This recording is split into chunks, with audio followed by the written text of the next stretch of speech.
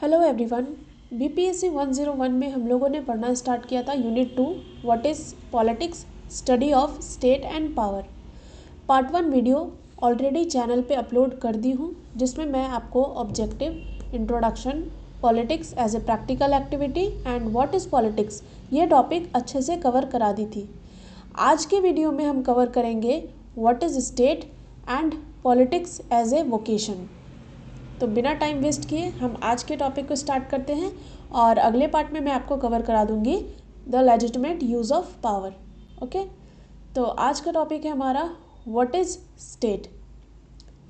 तो इस क्वेश्चन को आंसर करना बहुत आसान काम नहीं है, ना ही इस पर कोई जनरल एग्रीमेंट है जिससे हम आपको आंसर कर पाएँ कि एग्जैक्टली स्टेट है क्या, क्योंकि बहुत सारे फॉर्म ऑफ स्टेट हैं जो कि एक दूसरे से डिफ़र करते हैं। राइट, ग्रीक सिटी स्टेट जो है वो क्लियरली डिफरेंट है आज के मॉडर्न नेशन स्टेट से। और मॉडर्न नेशन स्टेट कब से दिखना स्टार्ट हुआ था? Since French revolution. उसी तरह कंटेम्प्ररी लिबरल डेमोक्रेटिक स्टेट जो है, जो ब्रिटेन में और वेस्टर्न यूरोप में एग्जिस्ट करता है, वो टोटली डिफरेंट है फासिस्ट टाइप ऑफ स्टेट, जो कि हिटलर और मुसोलिनी के स्टेट को डिनोट करता है। और ये स्टेट भी डिफरेंट है यूएसएसआर के स्टेट से, या फिर हम कह सकते हैं ईस्टर्न यूरोप के जो भी स्टेट हैं उनसे ये डिफ़र करता है। तो एक इम्पॉर्टेंट पार्ट है ये पॉलिटिक्स के स्टडी का, और एक इंटीग्रल एलिमेंट है इस बुक का। क्या है वो इंटीग्रल एलिमेंट? कि स्टेट एक्चुअली में है क्या, तो इसे ही एक्सप्लेन करना है। तो पर्पस यहाँ पे क्या है कि कैसे इसको हम डिस्टिंग्विश करेंगे दूसरे से, और उस डिस्टिंक्शन का क्या सिग्निफिकेंस होगा, राइट, क्या इम्पोर्टेंस होगा। अगर हम किसी भी टर्म में किसी दो स्टेट को डिफ्रेंशिएट कर रहे हैं तो उसके कुछ अलग सिग्निफिकेंस होंगे, तो उसे ही समझना है। ओके, तो आगे कहा जा रहा है कि state differences on account of political institutions और सोशल कंटेक्स्ट। तो इस टॉपिक का मतलब क्या है कि पॉलिटिकल इंस्टीट्यूशन जो है वो डिफ़र कर रहा है, यानी कि डिफरेंट स्टेट में डिफरेंट पॉलिटिकल इंस्टीट्यूशन आपको देखने को मिलेंगे। अंदर समझते हैं क्या लिखा हुआ है। स्टेट जो है वो पॉलिटिकल इंस्टीट्यूशन के टर्म में डिफ़र कर रहा है, और साथ ही साथ सोशल कंटेक्स्ट के टर्म में भी वो डिफ़र कर रहा है। सोशल कंटेक्स्ट यानी कि आपके समाज में कैसी चीज़ें हैं, तो जिस जगह पे पॉलिटिकल इंस्टीट्यूशन है और उस जगह में कैसे इसे मेंटेन करने की कोशिश की जा रही है, यही है सोशल कंटेक्स्ट में स्टेट का डिफ़र होना। अगर सपोज लिबरल डेमोक्रेटिक स्टेट है तो उसका कैरेक्टरिस्टिक क्या होगा? उसके फीचर होंगे कि वो रिप्रेजेंटेटिव इंस्टीट्यूशन होगा, जैसे कि वहाँ पे पार्लियामेंट होंगे या फिर इंडिपेंडेंट जुडिशरी होगी। लेकिन फासिस्ट स्टेट अगर होगा तो वहाँ पे लीडर जो है वो कंट्रोल करने की कोशिश करेंगे इस फासिस्ट स्टेट को। वहाँ पे रिप्रेजेंटेशन से ज़्यादा क्या होगा? लीडर का कंट्रोल होगा। फासिस्ट यानी कि हिटलर और मुसोलिनी का स्टेट, आप जानते हो कि किस तरीके से स्टेट का कंट्रोल किया जा रहा था इस लीडर के थ्रू, राइट। तो with respect to the social context, अगर सोशल कंटेक्स्ट के टर्म में अगर हम समझे तो यहाँ पे आपको वेस्टर्न और सोवियत टाइप ऑफ सिस्टम में डिफरेंस देखने को मिलेगी। फॉर्मर यानी कि वेस्टर्न जो है, यहाँ पे आपको कैपिटलिस्ट इकोनॉमी का प्रिंसिपल देखने को मिलेगा, यानी कि वहाँ के जो भी स्टेट होंगे, जो भी सोसाइटी होगी, वहाँ पे आपको कैपिटलिस्ट इकोनॉमी की झलक मिलेगी। जबकि लेटर यानी कि सोवियत टाइप ऑफ स्टेट अगर वहाँ पे होगा तो वहाँ पे जो रिसोर्सेज है उसको स्टेट ओन कर रही होगी और कंट्रोल कर रही होगी। यानी कि आपको पता है कि वेस्टर्न सोसाइटी जो है वो कैपिटलिस्ट को प्रमोट करते हैं, और यूएसएसआर जो है वो सोशलिस्ट इकोनॉमी को प्रमोट करते हैं, ठीक है ना। तो दोनों में बेसिक डिफरेंस ही ये है। कैपिटलिस्ट सोसाइटी जो होते हैं वहाँ पे प्राइवेट ओनरशिप होती है, और सोशलिस्ट सोसाइटी जो होती है वहाँ पे स्टेट का कंट्रोल होता है। तो दैट्स वाई स्टेट अगर दोनों ही सोसाइटी में होंगे तो उनमें डिफरेंस देखने को मिलेगी। इसीलिए हर केस में स्टेट जो है वो अलग अलग तरीके से स्ट्रक्चर होते हैं और ऑपरेट करते हैं। और ये इफेक्ट और इन्फ्लुएंस जो है वो स्टेट में भी देखने को मिलता है, जो स्टेट इस सोसाइटी को सर्व कर रहा होता है।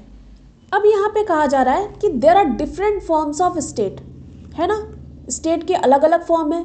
और हमें माइंड में ये चीज़ रखना चाहिए कि स्टेट जो है वो एक मोनोलिथिक ब्लॉक नहीं है, यानी एक सिंगल चीज से बना हुआ नहीं है state. State is not the same as the government, यानी कि गवर्नमेंट और स्टेट को हमें सेम नहीं समझना है। There are complex of various element, यानी कि बहुत सारी चीज है जिसे मिल के स्टेट बनता है और गवर्नमेंट जस्ट एक पार्ट है उसका। जैसे कि western type of liberal democratic state, यहाँ पे जो भी गवर्नमेंट को फॉर्म करता है उसके पास स्टेट का पावर होता है, वो स्टेट का नाम लेकर ही काम करते हैं और ऑफिस को जो वो होल्ड करते हैं तो स्टेट के पावर को कंट्रोल करने के लिए होल्ड करते हैं। तो यहाँ पे बस यही बताया जा रहा है कि स्टेट के पास जो है बहुत सारे मकान है, मैनी मेंशन, यानी बहुत सारे चीज़ों से मिलके बना है और गवर्नमेंट जस्ट एक हिस्सा है उसका। ऑलराइट, आगे आप समझोगे रैल्फ मिलिबेंट के व्यू को, उनका क्या व्यू है स्टेट को लेकर, तब आपको अच्छे से क्लैरिटी होगी। तो अभी तक हमने क्या समझा कि स्टेट के बहुत सारे हिस्से हैं जिसमें से एक है गवर्नमेंट। रैल्फ मिलिबेंट के व्यू से आप समझोगे कि क्या क्या हिस्सा है जो स्टेट को फॉर्म करता है। तो रैल्फ मिलिबेंट की बुक है the state in capitalist society, जिसमें उन्होंने अलग अलग एलिमेंट को रजिस्टर किया है जो कि साथ में मिलकर कंस्टिट्यूट करते हैं स्टेट को। सबसे पहला हिस्सा है गवर्नमेंट, जो अभी तक हम पढ़ते आए हैं, ठीक है। दूसरा हिस्सा है एडमिनिस्ट्रेटिव एलिमेंट, यानी कि हमारे आसपास के एडमिनिस्ट्रेशन को चलाने के लिए जो सिविल सर्विस और ब्यूरोक्रेसी होती है वो स्टेट का दूसरा हिस्सा है। ये एडमिनिस्ट्रेटिव एग्जीक्यूटिव जो है खासकर ये लिबरल डेमोक्रेटिक सिस्टम में देखने को मिलती है। इन्हें न्यूट्रल होना होता है और पॉलिटिशियन के ऑर्डर को फॉलो करना होता है, जो भी पॉलिटिशियन पावर में है। लेकिन ब्यूरोक्रेसी का एक अपना अथॉरिटी भी है और अपना एक पावर भी है। लेकिन मेनली क्या होता है कि उन्हें जो पावर को होल्ड कर रहे पॉलिटिशियन है उनके ऑर्डर को इम्प्लीमेंट करना होता है। और तीसरा एलिमेंट क्या है मिलिबेंट के लिस्ट में, मिलिट्री एंड द पुलिस, जिसे कहा जाता है repressive arm of the state, यानी कि लॉ एंड ऑर्डर को मेंटेन करने के लिए, कोई भी थ्रेट को, कोई भी अटैक को न्यूट्रलाइज करने के लिए ये हमारे स्टेट में एक इम्पॉर्टेंट रोल प्ले करती है। ओके, आगे है फोर्थ एलिमेंट जुडिशियरी। जितने भी कॉन्स्टिट्यूशनल सिस्टम होते हैं वहाँ पे जुडिशियरी को इंडिपेंडेंट रहना होता है गवर्नमेंट से, यानी कि जो पावर में बैठे हुए हैं उनसे आपको इंडिपेंडेंट होकर अपने काम करने होते हैं और उन पर एक चेक रखना होता है कि वो अपने काम सही ढंग से कर रहे हैं या नहीं। ओके, फिफ्थ एलिमेंट जो है वो है लोकल गवर्नमेंट। बहुत सारे फेडरल सिस्टम में इसको बहुत सारे इंडिपेंडेंस दिए हुए हैं सेंट्रल गवर्नमेंट से। इनके पास अपना पावर का स्फीयर है और गवर्नमेंट जो है वो कॉन्स्टिट्यूशनली इंटरफेयर नहीं करते हैं लोकल गवर्नमेंट के कामों में। ओके, तो यहाँ से लोकल गवर्नमेंट जो है वो हमारे फिफ्थ एलिमेंट हो गए, है ना।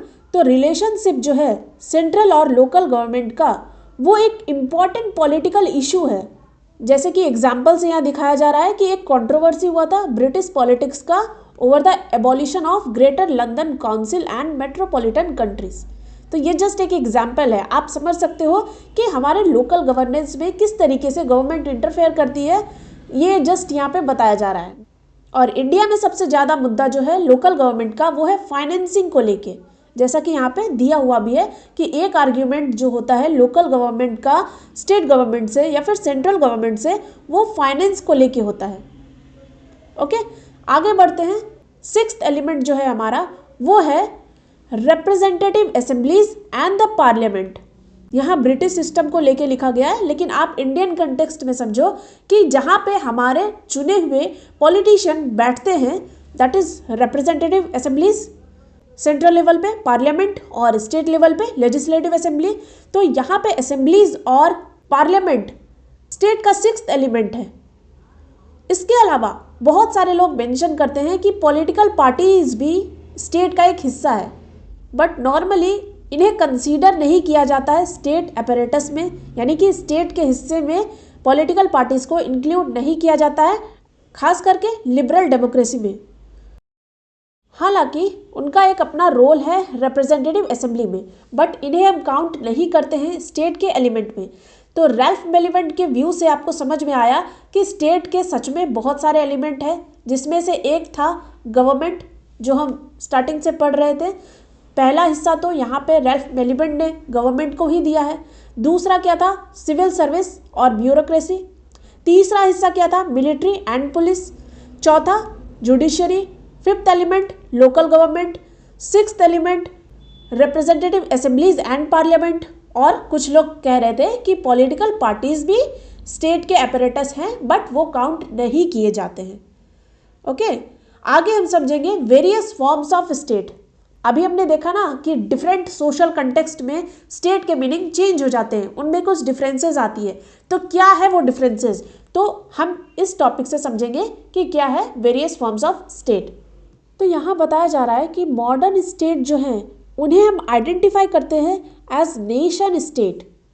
स्टेट जो है अपना प्रेजेंट कैरेक्टर को एक्वायर करना स्टार्ट किया हिस्टोरिकल प्रोसेस से, जो कि हजारों साल से चलते आ रहे थे। और प्रेजेंट कैरेक्टर में आने के लिए बहुत सारे फैक्टर ने अपना रोल प्ले किया है, जैसे कि religion, kinship, war, property, political consciousness और टेक्नोलॉजिकल एडवांसेस। ये सारे ही क्या किए? मॉडर्न स्टेट बनने में हेल्प किए। तो इस प्रोसेस के दौरान बहुत सारे फॉर्म्स उभर के आए, जैसे कि tribal state, oriental empire, Greek city state, Roman world empire, feudal state, modern nation state. तो ये सारे जो हैं हिस्टोरिकल प्रोसेस के दौरान अलग अलग टाइम पे अलग अलग स्टेट के फॉर्म में उभर के आए।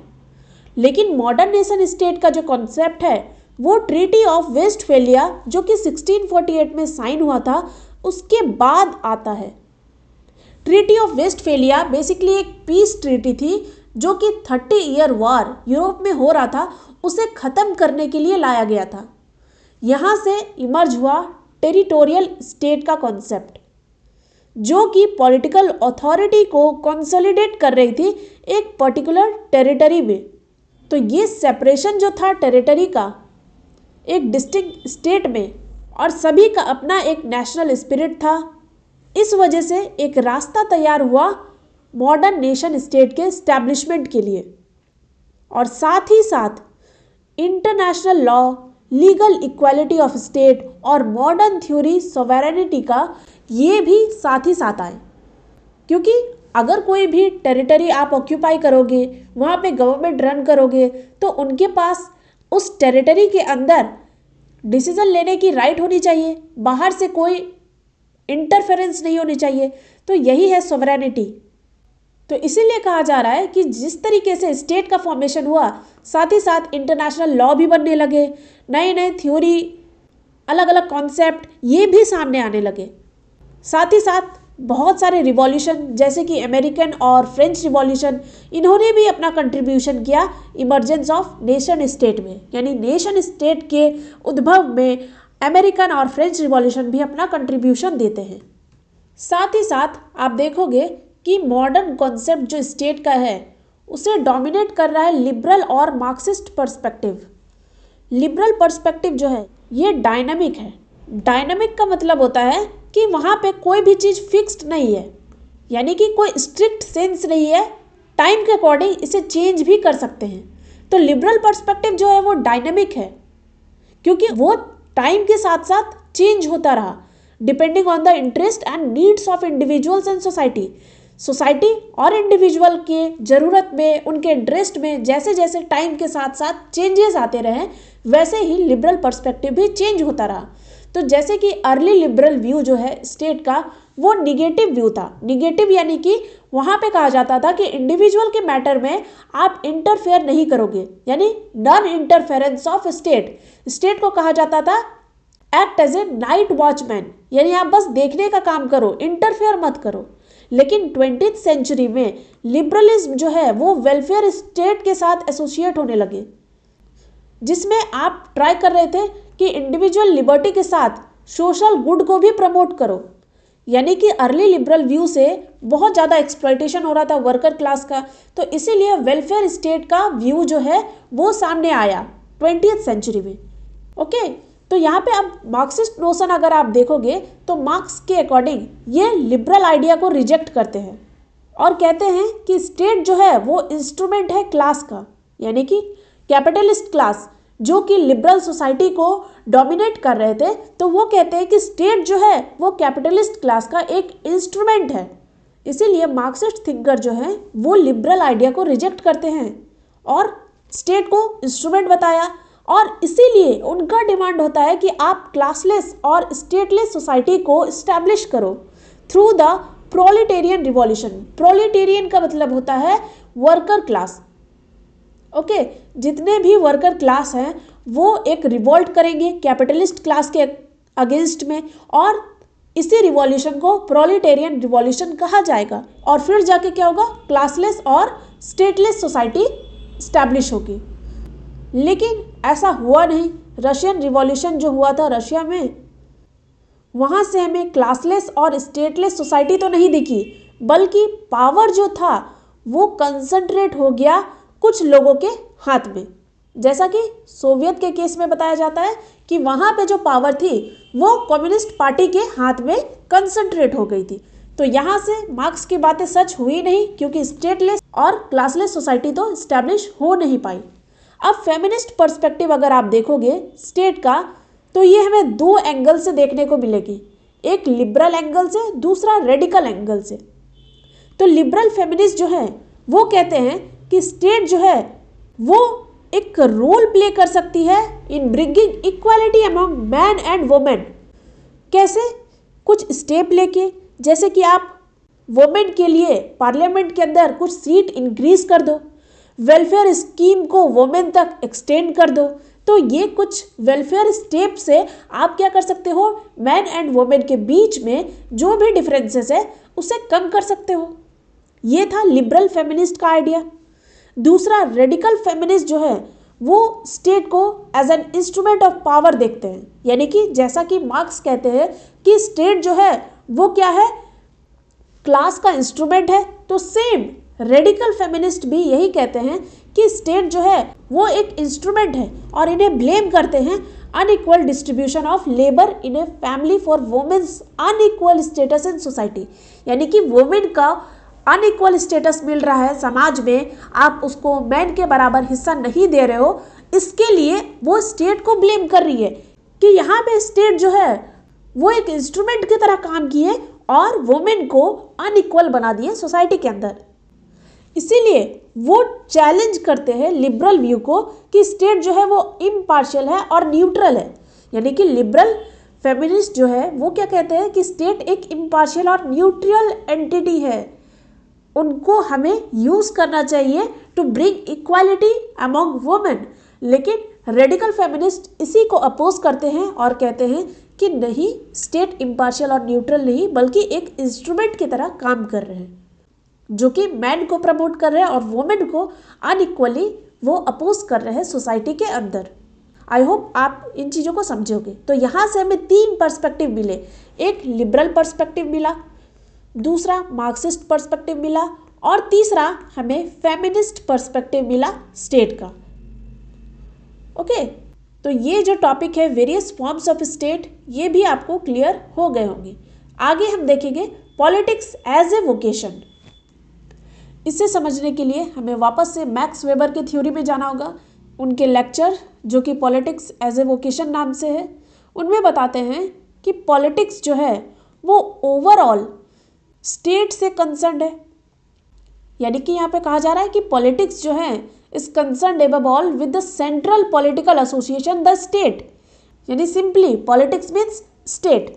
तो वेबर बताते हैं कि स्टेट का जो डेफिनेशन है वो हम उनके टास्क के टर्म में नहीं समझेंगे, ना ही उनके एंड के टर्म में समझेंगे। यानी कि वो किस टास्क को परस्यू कर रही है, उनका क्या एंड है, उनमें नहीं समझ सकते, क्योंकि ऐसा कोई टास्क ही नहीं है जो कि स्टेट को डिटरमाइन करे। तो स्टेट को अगर हम डिफाइन करेंगे तो एक स्पेसिफिक मीन से डिफाइन कर सकते हैं, और वो मीन क्या होगा उस टर्म में हम स्टेट को डिफाइन कर सकते हैं। और यहाँ पे बताया जाता है कि मीन जो तरीका स्टेट अपनाता है वो अल्टीमेटली फिजिकल फोर्स होता है। यानी कि आप समझो कि सपोज दो चीज़ें हैं, एक एम है यानी कि जिसे हम कहते हैं गोल, और दूसरा मीन है, मीन्स कि तरीका क्या होगा इस गोल तक पहुंचने का। तो ये एम, गोल, टास्क, यही कह सकते हो आप। तो यहाँ पे जो लाइन में बताया जा रहा है कि वेबर कहते हैं कि स्टेट को हम टास्क, एम, गोल या फिर एंड इनके फॉर्म में नहीं डिफाइन कर सकते, बल्कि हम उस मीन्स के टर्म में डिफाइन कर सकते हैं कि स्टेट एक्चुअली में क्या है, और वो मीन्स जो है वो फिजिकल फोर्स है। तो यहाँ पे वेबर लिखते हैं कि स्टेट जो है एक ऐसा ह्यूमन कम्युनिटी है जो सक्सेसफुली क्लेम करते हैं फिजिकल फोर्स के यूज़ को, यानी उनके पास जो है वो मोनोपोली है जिसमें वो फिजिकल फोर्स का लेजिटिमेट यूज़ कर सकते हैं with in A given territory. आप रियल एग्जाम्पल से समझो, क्या स्टेट के अलावा किसी और के पास अथॉरिटी है जो फिजिकल फोर्स को परमिट करता हो? अगर आप आसपास में भी लड़ाई झगड़े करोगे तो वहाँ पे स्टेट की मशीनरी जैसे कि पुलिस हो गए, एडमिनिस्ट्रेशन हो गए, वो आ जाते हैं और आपको पनिश करते हैं। तो यहाँ से मैक्स वेबर भी वही कह रहे हैं कि ये एक ऐसा ह्यूमन कम्युनिटी है जिसके पास मोनोपोली है फिजिकल फोर्स का इस्तेमाल करने के लिए। तो इस टर्म में हम स्टेट को डिफाइन कर सकते हैं। तो ये तरीका हो गया स्टेट के काम करने का। इस डेफिनेशन में 3 एलिमेंट को कंबाइन करके कहा गया है।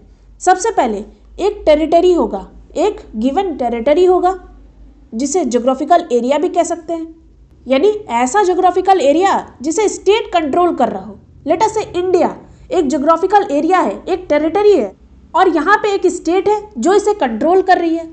दूसरा क्या है? Use of physical force to maintain its control, यानी कि आप इस टेरिटरी को कंट्रोल करने के लिए फिजिकल फोर्स का इस्तेमाल किए। और तीसरा क्या है?